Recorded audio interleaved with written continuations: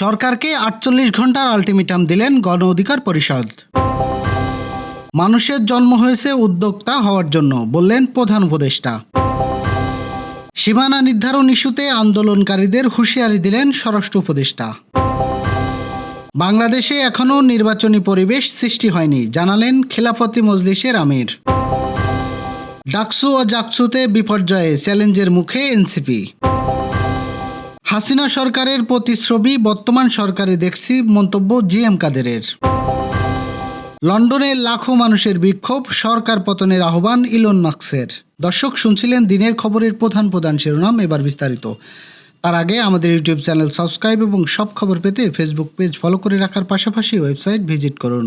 গণ অধিকার পরিষদের সভাপতি নুরুল হক নূরকে যারা রক্তাক্ত করেছে তাদের বিরুদ্ধে যদি ব্যবস্থা গ্রহণ না করা হয় তাহলে ২৪ ঘন্টা পর আমরা এমন কর্মসূচি দেব, সরকার কিন্তু আমাদের আর থামাতে পারবে না। তিনি বলেন, আমরা এখনই বলছি না কি কর্মসূচি দেব, এটি হতে পারে যমুনা ঘেরাও অথবা সচিবালয় ঘেরাও।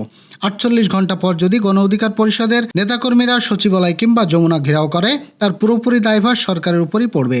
রাশেদ খান বলেন, ১৭ দিন ধরে নুরুল হক নূর হাসপাতালের বিছানায় কাতরাচ্ছে। আজ তিনি রিলিজ নিতে চেয়েছিলেন।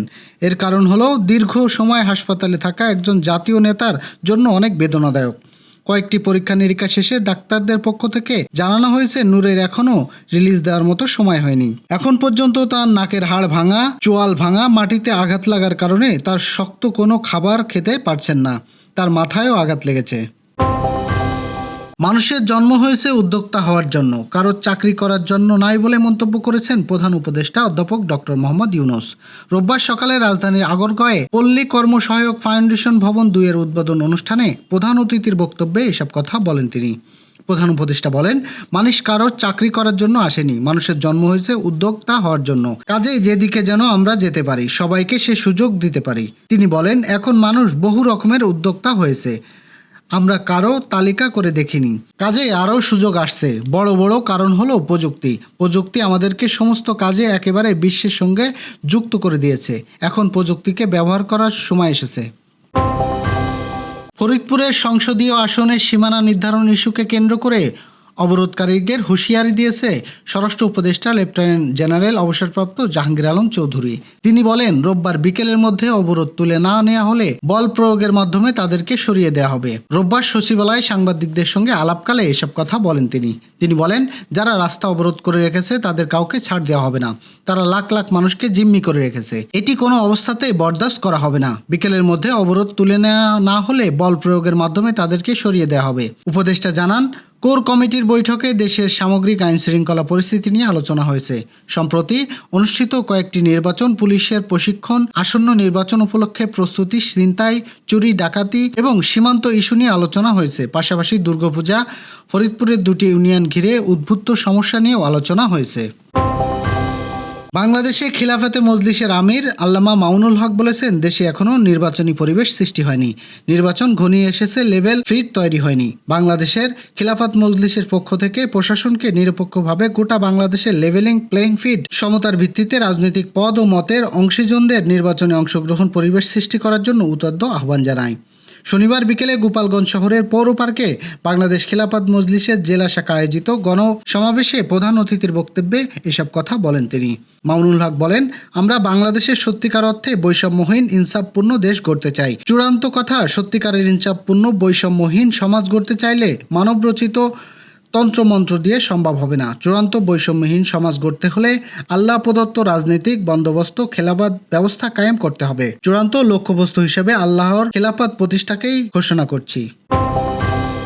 ঢাকা ও জাহাঙ্গীরনগর কেন্দ্রীয় ছাত্র সংসদ নির্বাচনে ফলাফলে ভরাডুবি হয়েছে বাংলাদেশ গণতান্ত্রিক ছাত্র সংসদ বাকসরদের। ১ বছর আগে এই তরুণদের নেতৃত্বে শেখ হাসিনা সরকারের পতন হয়েছে। মাত্র ১ বছরের ব্যবধানে সেই নেতৃত্বে এখন বড় অংশে এমন পরিস্থিতির সম্মুখীন হলে সে প্রশ্ন সামনে আসছে। শুধু বৈষম্য বিরোধী ছাত্র সংগঠন নয়, চরম ভরাডুবি হয়েছে ছাত্রদল, ছাত্র ইউনিয়ন কিংবা বাম সংগঠনগুলোর প্রার্থীদেরও। গত বছরের আগস্ট মাসে শেখ হাসিনা সরকারের পতনের পর থেকেই দেশে বিভিন্ন ক্যাম্পাসে ছাত্র সংসদ নির্বাচনের দাবিতে সবচেয়ে বড় সরব ছিলেন বৈষম্য বিরোধী শিক্ষার্থী ও গণ অভ্যুত্থানে নেতৃত্ব দেওয়া শিক্ষার্থীরা। যে কারণে অনেকের মধ্যে ধারণা তৈরি হয়েছিল বৈষম্য বিরোধী ছাত্র আন্দোলন প্যানেলের প্রার্থীরাই এই ডাকসু জাকসু সহ বিভিন্ন ছাত্র সংসদে ভালো ফলাফল পেতে পারে এবং এই নির্বাচনের জয়ের ফলাফল ঘরে তুলবে ছাত্রদের নতুন রাজনৈতিক দল জাতীয় নাগরিক পার্টি। কিন্তু এমন ভরাডুবির পর বিষয়টি নতুন করে ভাবাচ্ছে এনসিপিকে। অন্তর্বর্তী সরকারের মধ্যে প্রথিত শেখ হাসিনার ফ্যাসিজের প্রতিচ্ছবি দেখা যাচ্ছে বলে মন্তব্য করেছেন জাতীয় পার্টির একাংশের চেয়ারম্যান জে.এম. কাদের। তিনি বলেন, অন্তর্বর্তী সরকার যেন শেখ হাসিনার ফ্যাসিবাদী সরকারের আয়নার প্রতিচ্ছবি হিসেবে অভিহিত হয়েছে। শনিবার বিকেলে রাজধানীর কাকরাইল জাতীয় পার্টির কেন্দ্রীয় কার্যালয়ের সামনে আয়োজিত এক সমাবেশে প্রধান অতিথির বক্তব্যে জে.এম. কাদের এসব মন্তব্য করেন। কেন্দ্রীয় কার্যালয়ের সামনে ঢাকা জেলা জাতীয় পার্টির এক কর্মী সমাবেশ আয়োজন করা হয়েছিল। জে.এম. কাদের বলেন, এইটুকু ছাড়া ফ্যাসিবাদদের চরিত্র কোনো রকম পরিবর্তন আমরা দেখি না। আমরা দেখছি ফ্যাসিবাদ সরকার যাকে বলেন, কর্তৃত্ববাদী সরকার বলেন, অত্যাচারী সরকার বলেন, বৈষম্যের সরকার বলেন, সেই সরকারের প্রতিচ্ছবি আমরা বর্তমান অন্তর্বর্তী সরকারে দেখছি। এ বিষয়ে জে.এম. কাদের আরও বলেন, যখন শেখ হাসিনা মুক্তিযুদ্ধ চেতনা এসব বলে বৈষম্য সৃষ্টি, অত্যাচার অনাচার করা হতো, বিভিন্ন গোষ্ঠী তৈরি করতো, তাদের সুযোগ সুবিধা দেওয়া হতো, অন্তর্বর্তী সরকার বলছে মুক্তিযুদ্ধ চেতনা, স্বাধীনতা যুদ্ধ এবং স্বাধীনতা যুদ্ধের সবকিছুই ছিল খারাপ, এগুলোকে বর্জন করতে হবে। লন্ডনের সেন্ট্রাল এলাকায় অনুষ্ঠিত এক বিশাল অভিবাসন বিরোধী সমাবেশে অংশ নিয়েছেন 1 লাখের বেশি মানুষ। শনিবার এই সমাবেশে ইংল্যান্ড ও ব্রিটেনের পতাকা হাতে বিক্ষোভকারীরা পদযাত্রা করেন এবং পুলিশের সঙ্গে সংঘর্ষে জড়িয়ে পড়েন। সম্প্রতি সময়ে যুক্তরাষ্ট্রে সংগঠিত অন্যতম বৃহত্তম ডানপন্থী বিক্ষোভ হিসেবে বিবেচনা করা হচ্ছে। মেট্রোপলিটন পুলিশের তথ্য অনুযায়ী ডানপন্থী কর্মী টমি রবিনসনের উদ্যোগে আয়োজিত ইউনাইটেড কিংডম শীর্ষক পদযাত্রায় প্রায় 1,10,000 মানুষ অংশ নেন। বিপরীতে একই সময়ে অনুষ্ঠিত স্ট্যান্ড আপ রেডিজন শীর্ষক পাল্টা সমাবেশে 5,000 মানুষ যোগ দেন। সমাবেশে দেশ জুড়ে মানুষ ট্রেন ও বাসে করে লন্ডনে আসেন। শুরুতে এটিকে বাক স্বাধীনতার উৎসব হিসেবে আখ্যা দেওয়া হলেও সমাবেশে দ্রুত বর্ণবাদী ষড়যন্ত্র তত্ত্ব, মুসলিম বিদ্বেষী ঘৃণা ভাষণের রূপ নেয়।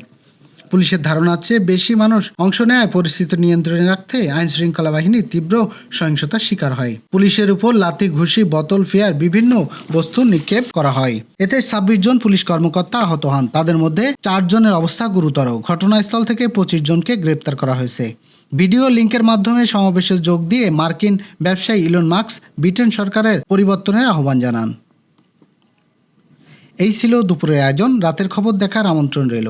সেই সঙ্গে এতক্ষণ সাথে থাকার জন্য ধন্যবাদ।